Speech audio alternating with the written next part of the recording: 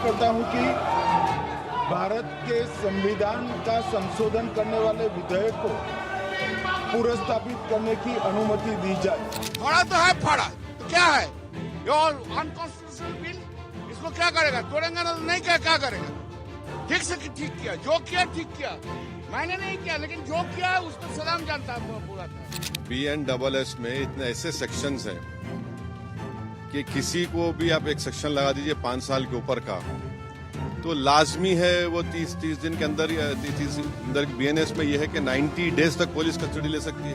विपक्ष मुक्त लोकतंत्र की जो आपकी अवधारणा है उसको अमली जामा पहनाते मैं आगाह करता हूँ चंद्रबाबू नायडू जी को, नीतीश जी को संभल के रहिए, और कुछ इनके स्वयं की पार्टी में भी शायद उनको भी निपटाने की ये योजना है।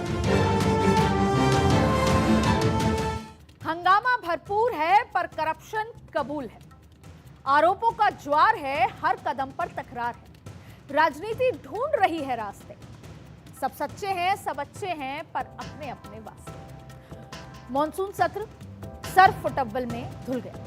सर SIR, लगातार विपक्ष SIR का विरोध करता रहा और सत्र नहीं चल पाया, लेकिन सत्र बीतते बीतते एक नई बहस छोड़ गया। गृह मंत्री अमित शाह ने सत्र खत्म होने से एक दिन पहले लोकसभा में करप्शन के खिलाफ संविधान संशोधन बिल पेश करके एक बड़ा धमाका कर दिया है, और इस धमाके में आने वाले सत्र की सियासत का रास्ता भी तय हो गया। तो आज के पॉलिटिकल कॉरिडोर में मैं बात उसी पॉलिटिकल पर्ज की जिसके नाम पर करप्शन के खिलाफ संशोधन बिल पेश किया, और ये बिल कई महीनों तक देश की राजनीति में अलग अलग रंग दिखाने जा रहा है। अब वैसे तो इस बिल में भ्रष्टाचार के खिलाफ आर पार की लड़ाई का अक्स नजर आ रहा है, लेकिन सवाल यह है कि क्या जो दिख रहा है भी उतना ही, या फिर बिल को अच्छे से समझने की जरूरत है। तो सबसे पहले मैं आपको यह बता दूं कि बिल में क्या दिख रहा है और बिल में क्या है। दरअसल मोदी सरकार ने इस बिल के जरिए प्रधानमंत्री और मुख्यमंत्री सबके लिए भ्रष्टाचार करने पर एक नियम बनाने की शुरुआत की। नए संशोधन बिल के मुताबिक अगर कोई मंत्री लगातार 30 दिन तक गंभीर अपराध, यानी कि वो अपराध जिसमें 5 साल या उससे अधिक की सजा का प्रावधान है, उस आरोप में अगर वो जेल में है, तो राष्ट्रपति प्रधानमंत्री की सलाह पर उसे पद से हटा देंगे। यदि प्रधानमंत्री सलाह नहीं देते तो 31वें दिन, यानी 30 दिन पूरे होते ही 31वें दिन के बाद वो मंत्री अपने आप स्वतः उस पद से हटा हुआ मान लिया जाएगा। अगर प्रधानमंत्री खुद कार्यालय के दौरान 30 दिन लगातार ऐसे आरोप में जेल में रहते हैं, तो उन्हें भी 31वें दिन तक इस्तीफा देना होगा। ये मान लिया जाएगा कि वो प्रधानमंत्री की कुर्सी पर नहीं। यदि इस्तीफा नहीं दिया तो उनका पद खुद ही खत्म मान लिया जाएगा, जैसे मैं आपको बताऊं। ठीक इसी तरह की व्यवस्था राज्यों में होगी। राज्यों में मंत्री पर ऐसे आरोप लगने के बाद अगर वो 30 दिन तक जेल में है तो राज्यपाल की सलाह पर सीएम एक्शन लेंगे। अगर सीएम ने एक्शन नहीं लिया तो 31वें दिन मंत्री स्वतः अपने पद से हटा हुआ मान लिया जाएगा। इसी तरह का नियम मुख्यमंत्री के लिए भी होगा। यानी नटशेल में कहूं तो 5 साल या उससे अधिक सजा वाले मामले में आरोपी अगर 30 दिन तक जेल में रहे तो कुर्सी जानी तय। और यही है इस हंगामे की वजह। कैसे आपने देखा, जो शायद कोई नहीं देखना चाहता था। जब बिल को टेबल किया जा रहा था गृह मंत्री द्वारा, तो टीएमसी के सांसद गृह मंत्री की टेबल तक पहुंचे, बिल को फाड़ा, उछाला, और जब बिल के कागज गृह मंत्री की आंखों के सामने उनके नीचे आए तो मंत्री जो बीजेपी के थे, सांसद थे, वो नाराज हुए और वो भी टीएमसी के सांसदों से धक्का मुक्की करने लगे। ये नजारा वहां पर मौजूद सभी पॉलिटिकल लोगों ने तो देखा ही, पत्रकारों ने देखा और जो गैलरी में आए बच्चे थे उन सभी ने भी देखा। बिल का विरोध कमोबेश हर बड़ा विपक्षी दल कर रहा है, टीएमसी थोड़ा ज्यादा कर रहा है। जब विपक्षी दल की सुबह बैठक हुई थी तब आपस में यह चर्चा की गई थी कि किसी भी सूरत में इस बिल को पास नहीं होने देना या इस बिल पर हमें विरोध करना है, और उस दिन वो विरोध हो रहा है। Congress, Samajwadi party, DMK, RJD, TMC और लेफ्ट पार्टियों का तर्क है कि दरअसल इस रास्ते सरकार विरोधियों को रास्ते से हटाने की तैयारी कर रही है और इसे असंवैधानिक बताया जा रहा है। विपक्ष की दलील है कि ये बिल संविधान के मूल ढांचे के खिलाफ है। इस बिल में सरकार चोरी का इंतजाम है। ये बिल विपक्षी नेताओं पर निशाने का हथियार बनेगा। इस बिल के जरिए विपक्षी नेताओं पर झूठे आरोप लगाकर उन्हें फंसाया जाएगा, और सबसे बड़ा विरोध ये है कि जब तक आरोप साबित नहीं होते तब तक किसी को सजा कैसे दी जा सकती है। ये जो बताया गया, ये विपक्ष लगातार इस वजह से विरोध कर रहे हैं। हालांकि बिल पेश करते समय गृह मंत्री अमित शाह ने यह स्पष्ट तौर पर कहा कि अगर आरोपी मंत्री कोर्ट से स्टे ले आएगा तो उसकी कुर्सी बरकरार रहेगी। माननीय अध्यक्ष जी, मैं रिकॉर्ड क्लियर करना चाहता हूं। मुझ पर झूठे आरोप लगाए तब अरेस्ट होने के पहले मैंने नैतिकता के मूल्यों का हवाला देकर इस्तीफा भी दिया, और जब तक मैं कोर्ट से निर्देश नहीं हुआ कोई संविधान पद मैंने स्वीकार नहीं किया। ये क्या सिखाते हैं नैतिकता में? इस सियासी आरोप और प्रत्यारोप के बीच कई सवाल हैं जिनके जवाब ढूंढने बेहद जरूरी हो जाते हैं। ये तो हम सब जानते हैं कि करप्शन हमारे देश की सबसे बड़ी और सबसे पुरानी समस्या है। भ्रष्टाचार को लेकर बनी ट्रांसपेरेंसी इंटरनेशनल की रिपोर्ट के मुताबिक 2024 में भारत की वर्ल्ड रैंकिंग 96 नंबर पर, जो 2023 में 93rd नंबर पर थी। और ये हाल तब है जबकि हमारे देश में भ्रष्टाचार के खिलाफ एक नहीं कई आंदोलन हो चुके हैं। जन लोकपाल के लिए हुआ अन्ना आंदोलन की वजह तो ये यूपीए सरकार ही चली गई थी, लेकिन फिर भी हमारे देश से भ्रष्टाचार खत्म नहीं हुआ। करप्शन इंडिया छोड़ो, ये भी नारा हम सब देते आए हैं, लेकिन सच ये है कि कदम कदम पर हम सब करप्शन को कबूल कर ही लेते हैं, जाने अनजाने। कभी सुविधा शुल्क के नाम पर, कभी अपना टाइम बचाने के नाम पर, और कभी किसी और बहाने से। और ऐसा ही कुछ इस बार भी दिख रहा है। हमारे देश में ऐसा एक नहीं कई उदाहरण आपको देखने को मिलेंगे जब करप्शन के आरोप के बाद नेताओं ने कुर्सी छोड़ दी, लेकिन ऐसे भी कई मौके मिलेंगे जब करप्शन के आरोप को राजनीतिक साजिश बताकर कुर्सी पर कब्जा जारी रहा और सरकार जेल से चली। कानून के घेरे में आने के बाद इस्तीफा देने वालों में गृह मंत्री अमित शाह का भी नाम है। और आपको याद होगा कि जिस समय गृह मंत्री अमित शाह ने यह बिल टेबल किया, केसी वेणुगोपाल ने यह सवाल उठाया, तब अमित शाह खड़े होकर बोले कि जब पहली बार मेरे पास समन आया था तो मैंने इस्तीफा दिया, और जब तक मुझे बरी नहीं किया गया पूरी तरीके से तब तक मैंने पब्लिक ऑफिस ज्वाइन नहीं किया, मैंने कोई संवैधानिक पद नहीं लिया। ये उन्होंने केसी वेणुगोपाल के आरोपों के जवाब में कहा। तब वो गुजरात सरकार में मंत्री थे। वहीं हेमंत सोरेन, जयललिता, उसके अलावा लालू प्रसाद यादव, लालकृष्ण आडवाणी और शरद यादव ने भी ऐसे आरोप लगने पर कुर्सी छोड़ दी, लेकिन कुछ ऐसे उदाहरण हैं जिन्होंने नहीं छोड़ी। अरविंद केजरीवाल, सत्येंद्र जैन ने खुद पर लगे आरोपों को राजनीतिक बताकर इस्तीफा देने से इनकार कर दिया। सत्येंद्र जैन, आपको याद होगा, कितने लंबे समय तक जेल में रहे। दिल्ली सरकार में मंत्री रहे सत्येंद्र जैन गिरफ्तारी के बाद 273 दिन तक कुर्सी पर बने रहे।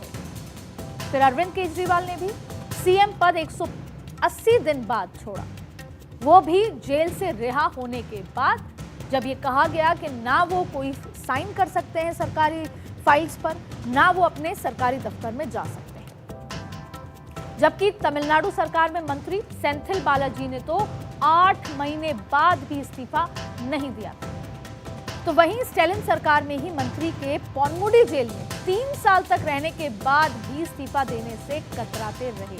अब जब हमने जांच पड़ताल की कि ये बिल का आइडिया कब आया, तो सूत्रों ने यही बताया कि मोदी सरकार ने अरविंद केजरीवाल प्रकरण के बाद ही इस तरह का बिल लाने का मूड बना लिया था। लेकिन अगर उस समय ऐसा कोई बिल आता तो शायद केंद्र सरकार पर केजरीवाल एंड कंपनी को टारगेट करने का आरोप लगता, और फिर उसके बाद दिल्ली के चुनाव आ गए तो बिल कुछ दिन तक के लिए टल गया। और इसीलिए सरकार ने बिहार चुनाव से पहले इस बिल का सियासी बम फोड़ दिया, जिसका विरोध करना करप्शन के खिलाफ लड़ाई को कमजोर करने की तरह देखा जा सकता है। पर इस बिल पर बवाल के बीच कुछ सवाल हैं। हम उन सवालों पर आएंगे, लेकिन उससे पहले ये बिल कॉन्स्टिट्यूशनल अमेंडमेंट है।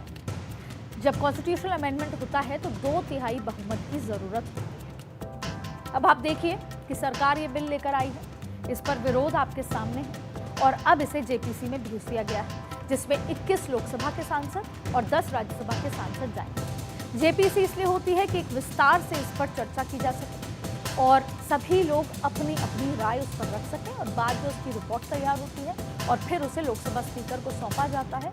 फिर वो बिल के रूप में कुछ अमेंडमेंट्स के साथ आता है। सबसे महत्वपूर्ण बात सरकार के लिहाज से है कि इसमें 2/3 बहुमत की जरूरत है, यानी जब तक विपक्ष का सपोर्ट नहीं होगा तब तक ये बिल पारित नहीं होगा। लेकिन जैसा मैंने अभी आपको कहा कि ये इस बिल का विरोध करना करप्शन के खिलाफ लड़ाई को कमजोर करने की तरह देखा जा रहा है, तो अब विपक्ष क्या करे? पहला, अगर विपक्ष विरोध करता है तो उसे ये कहना होगा कि हमें कोई गुरेज नहीं अगर कोई मंत्री या मुख्यमंत्री जेल से सरकार चलाए तो। और ऐसे में बीजेपी का, एनडीए सरकार का सीधा सीधा फायदा होगा कि इंडिया गठबंधन या विपक्ष करप्शन को बढ़ावा देगा। और अगर इसका समर्थन होता है और ये बिल पास होता है तो जाहिर तौर पे विपक्ष इससे तिल मिलाएगा। यानी चट भी मेरी पट भी मेरी। इस पूरे बिल को देखा जाए तो इस सरकार में अगर ये बिल टर्न डाउन होता है तब भी सरकार ये प्रूव कर देगी कि ये करप्शन के खिलाफ की लड़ाई में पीछे हट गए, और अगर ये टर्न डाउन होता है, नहीं होता, दोनों केस में बीजेपी अपना नैरेटिव साथ लेगी।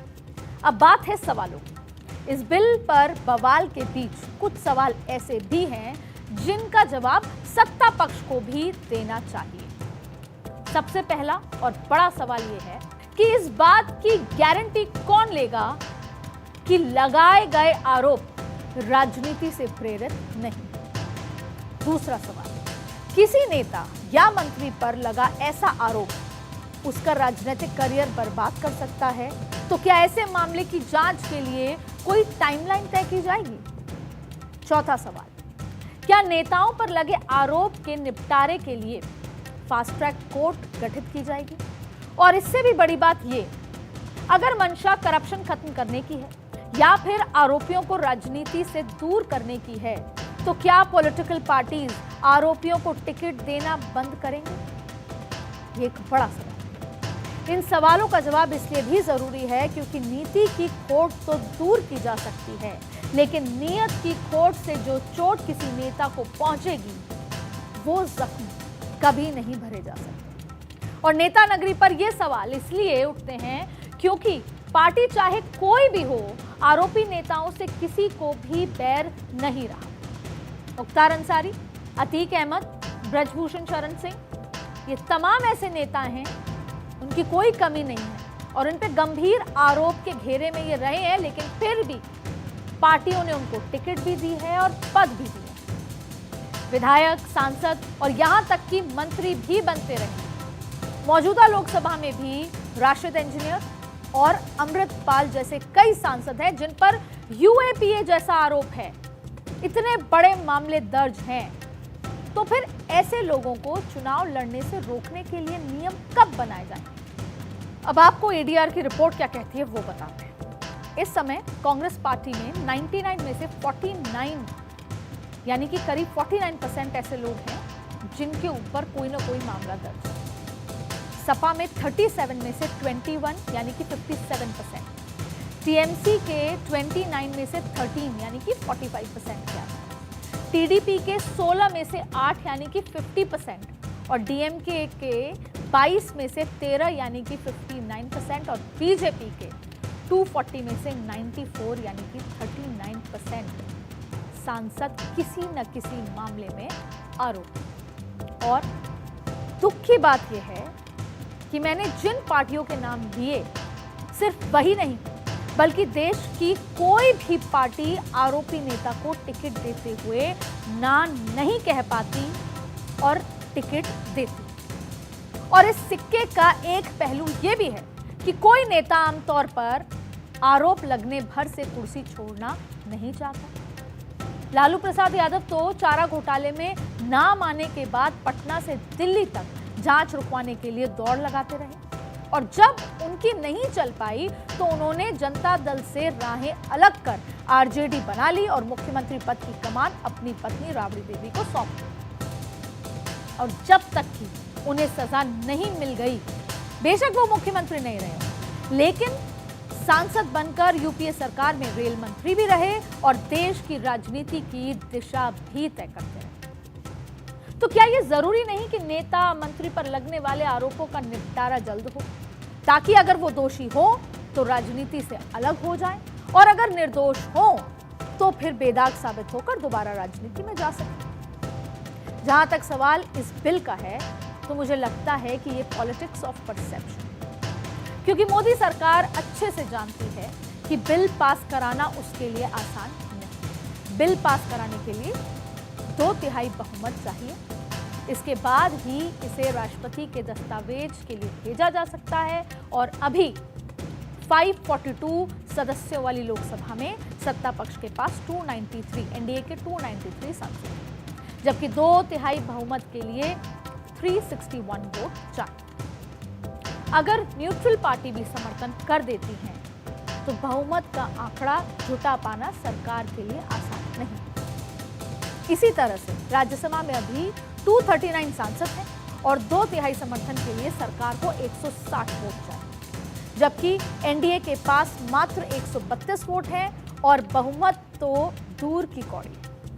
मतलब साफ है कि अगर विपक्ष साथ ना दे तो इन विधेयकों को पास कराना असंभव है। यही नहीं, अगर फिर भी सरकार दोनों सदनों से इसे पास करा भी लेती है तो इसे आधे राज्यों के विधानसभाओं में भी मंजूरी दिलवानी पड़े।